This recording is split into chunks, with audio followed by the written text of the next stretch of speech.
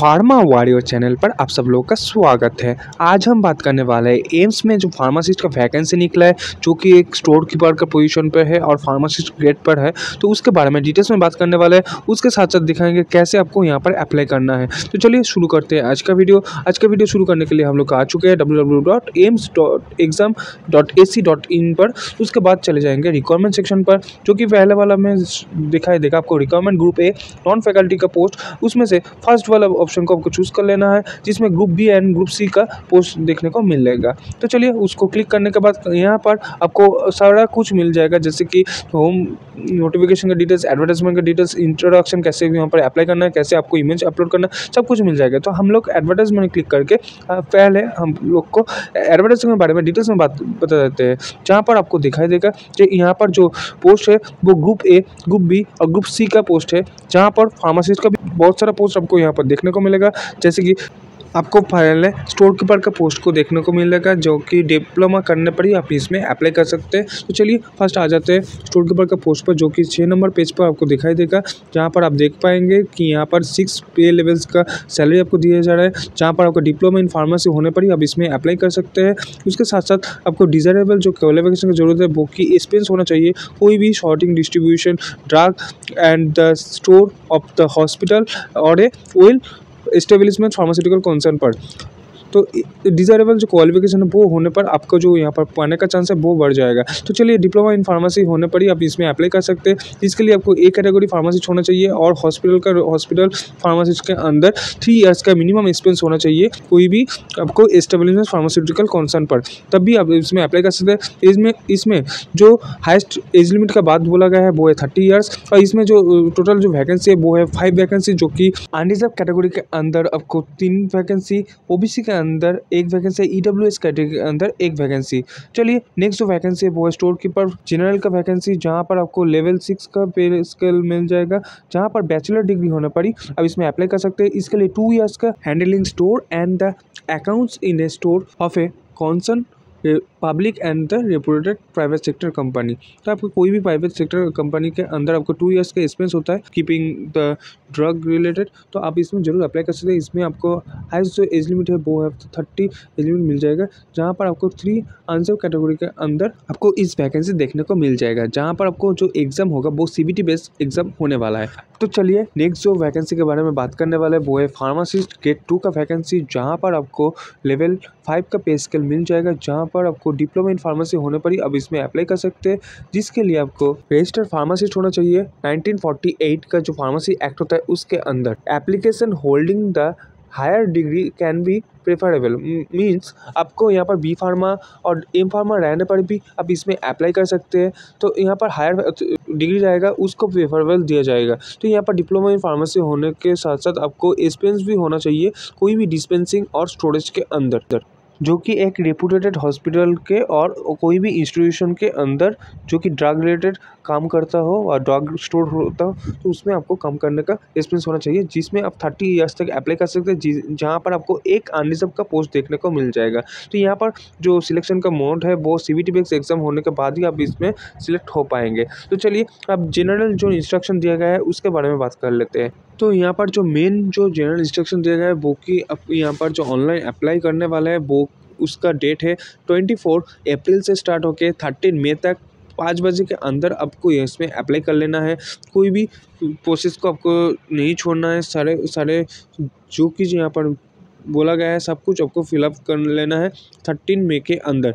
कोई भी प्रोसेस को आपको छोड़ देते तो आपका जो कैंडिडेचर है और जो एप्लीकेशन फॉर्म है वो रिजेक्ट हो जाएगा। और आप जो एप्लीकेशन फॉर्म को फिलअप करेंगे तो उसको एक प्रिंट आउट और आपका जो पेमेंट होगा वो पेमेंट का एक स्लिप रख लेना है।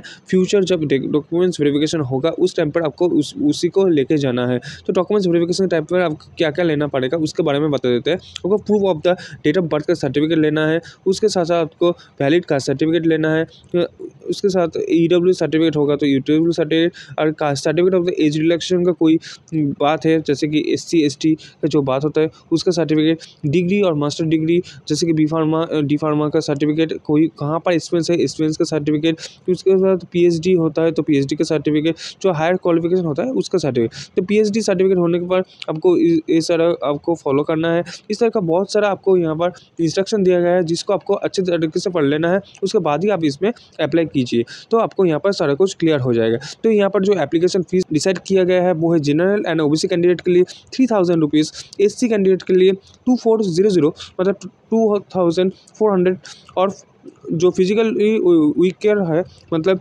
पीडब्ल्यूडी क्राइटेरिया के अंदर आता है उसके लिए कोई भी फीस यहाँ पर देने का ज़रूरत नहीं है। तो यहाँ पर और भी एक मज़ेदार बात बोला गया है, आप जो एप्लीकेशन फ़ीस पेमेंट करने वाला है वो ओबीसी एंड जनरल कैंडिडेट के लिए कोई भी रिफंड नहीं होगा। तो यहाँ पर एससी और एसटी कैंडिडेट के लिए जब आप एग्ज़ाम देने के लिए जाएंगे, उसके बाद एग्ज़ाम का जब रिज़ल्ट डिक्लेयर हो जाएगा, उसके बाद आपका जो एग्ज़ाम फ़ीस है वो रिफ़ंड हो जाएगा आपका अकाउंट पर, वो यहाँ पर दिया गया है। और आपको जो यहाँ पर एप्लीकेशन फ़ीस को पेमेंट करना है वो नेट बैंकिंग के थ्रू और कार्ड से भी, यूपीआई के थ्रू भी आप यहाँ पर पेमेंट कर सकते हैं। यहाँ पर एज रिलैक्सेशन का बात भी बोला गया है, जहाँ पर आपको एससी एसटी के लिए 5 ईयर्स का एज रिलैक्सेशन, ओबीसी के लिए 3 ईयर्स का, पीडब्ल्यूडी के लिए 10 ईयर्स का, इस तरह का बहुत सारा एज रिलैक्सेशन क्राइटेरिया दिया गया है, जो कि आप अच्छी तरीके से इसको देख सकते हैं। तो चलिए अब आपको सामने शेयर करने वाले कैसे आपको यहाँ पर सिलेक्शन होगा। तो यहाँ पर जो सिलेक्शन का क्राइटेरिया बोला गया है वो आपको सीबीटी बेस्ड एग्जाम ही होने वाला है। सीबीटी एग्जाम होने के बाद जो जिसका रिजल्ट ज़्यादा होगा तो उसके हिसाब से आपको यहाँ पर लिया जाएगा। तो सीबीटी बेस्ड एग्जाम होने के लिए जो एडमिट कार्ड की ज़रूरत है वो आपको ऑफिशियल वेबसाइट को फॉलो रखना है, और फार्मा चैनल को भी फॉलो रख सकते हैं इस एडमिट कार्ड का डिटेल्स पाने के लिए।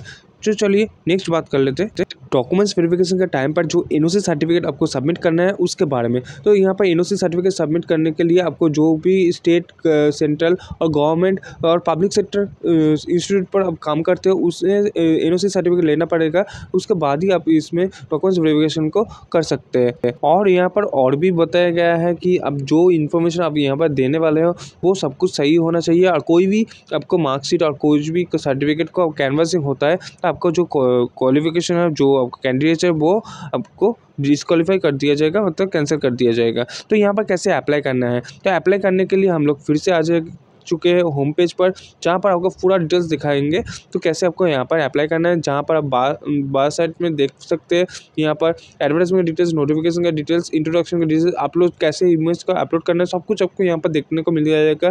कैसे आपको थंबनेल को भी अपलोड करना है, सब कुछ आपको यहाँ पर देखने को मिल जाएगा। तो यहाँ पर कैसे अप्लाई करना है, अप्लाई करने के लिए हम लोग चले जाएंगे लास्ट वाले ऑप्शन पर, रजिस्ट्रेशन एंड लॉगिंग वाले ऑप्शन पर। लॉगिंग वाले ऑप्शन पर जाने के बाद कुछ इस तरह का सर्विस आपके सामने ओपन होकर आएगा, जहाँ पर आपको क्लिक हेयर पर क्लिक कर लेना है। तो चलिए हम लोग क्लिक हेयर पर क्लिक कर लिया है। उसके बाद फर्स्ट आपको रजिस्ट्रेशन करना पड़ेगा, उसके बाद आपको क्वालिफिकेशन एंड एड्रेस का डिटेल्स डालना पड़ेगा, उसके बाद आपको एक्सपीरियंस का डिटेल्स, एंड उसके बाद आपको লাইক এবং কমেন্ট করে জানাতে ভুলে যেও না ভিডিওটা তোমার কেমন লেগেছে। আর এই রিলেটেড যদি কোনো কোশ্চেন থাকে অবশ্যই কিন্তু কমেন্ট বক্সে করতে পারো। তাহলে দেখা হচ্ছে তাহলে তোমাদের সঙ্গে নেক্সট ভিডিওতে। ততক্ষণ পর্যন্ত keep updates always all time with Farmaids. ফার্মারের সঙ্গে বজায় থাকার জন্য তোমাদের অসংখ্য ধন্যবাদ। कैसे आपको रजिस्ट्रेशन है उसका फॉलो चार्ट यहाँ पर अच्छी तरीके से दिया गया है, जिसको आपको अच्छी तरीके से फॉलो कर सकते हैं। तो यहाँ पर प्रोसीड बटन में क्लिक करने के बाद ही आप इसमें फर्स्ट आपको ग्रुप भी सिलेक्ट करते हो, तो स्टोर कीपर का जो पोस्ट है वो आपको दिखाई देगा, जो कि store keeper drug and store keeper general का पोस्ट है, जो कि मैंने पहले बताया था। उसके बाद अब फार्मासिस्ट गेट 3 का पोस्ट पर अप्लाई करना चाहते हैं तो आपको यहाँ पर ग्रुप सी सिलेक्ट करना पड़ेगा। ग्रुप सी सिलेक्ट करने के बाद आपको फार्मासिस्ट गेट 3 शो होगा। तो फार्मासिस्ट गेट 3 शो होने के बाद आपको यहाँ पर क्या क्या फिलअप करना पड़ेगा, आपको नाम डालना है का, उसके बाद तो री एंटर, सब कुछ आपको यहाँ पर री एंटर करना पड़ेगा। आपको गार्जियंस का नेम, आपको कैटेगरी के बाद आपको पीडब्ल्यूडी क्राइटेरिया के अंदर आते हो कि नहीं, उसके बाद आपको आईडी प्रूफ डालना होगा, आपका state of the domicile, ID number, उसके बाद प्लेस ऑफ द इशू, कहाँ पर आपको इशू हुआ है, उसके बाद वैलिड कितना तारीख तक वैलिड है, आपको जेंडर चूज़ करना पड़ेगा, आप सेंट्रल गवर्नमेंट के एम्प्लॉय हो कि नहीं, एम्स में काम करते हो कि नहीं, अच्छा एज सर्विसमैन के हो कि नहीं हो। इस तरह का सिंपल क्वेश्चन आपको पूछा जाएगा, जो कि आपको अच्छी तरीके से खूब धीरे से आपको इसमें अप्लाई कर लेना है। उसके बाद आपको email ID and valid mobile number डालना है। तो सब कुछ करके आपको डिक्लेयर बटन पे क्लिक करने के बाद ही अब नेक्स्ट जो फर्दर प्रोसेस है, क्वालिफिकेशन एड्रेस का डिटेल्स वो आपको डालना पड़ेगा। उसके बाद आपको एक्सपेंस का पूरा डिटेल्स डालने के बाद आपको मेक पेमेंट करना है। उसके बाद आपको जहाँ पर आप एग्ज़ाम देना चाहते हैं उसको सिटी चॉइस कर लेना है। उसके बाद आपको आपका इमेज, आपका थंब इम्प्रेशन एंड आपका जो सिग्नेचर है वो अपलोड कर लेने के बाद आपको जो प्रिंट एप्लीकेशन फॉर्म में जाके आपको एप्लीकेशन को अच्छी तरीके से प्रिंट करके फ्यूचर में जब डॉक्यूमेंट्स वेरिफिकेशन के टाइम पर जाएंगे उस टाइम पर आपको लेके जाना है। आशा करते हैं आज का जो वीडियो था वो आपका इन्फॉर्मेटिव रहा हो। इस तरह का और भी इन्फॉर्मेटिव वीडियो पाना चाहते हैं और फार्मा रिगार्डिंग जॉब अपडेट पाना चाहते हैं तो फार्मा न्यूज़ चैनल को सब्सक्राइब करना ना भूलें।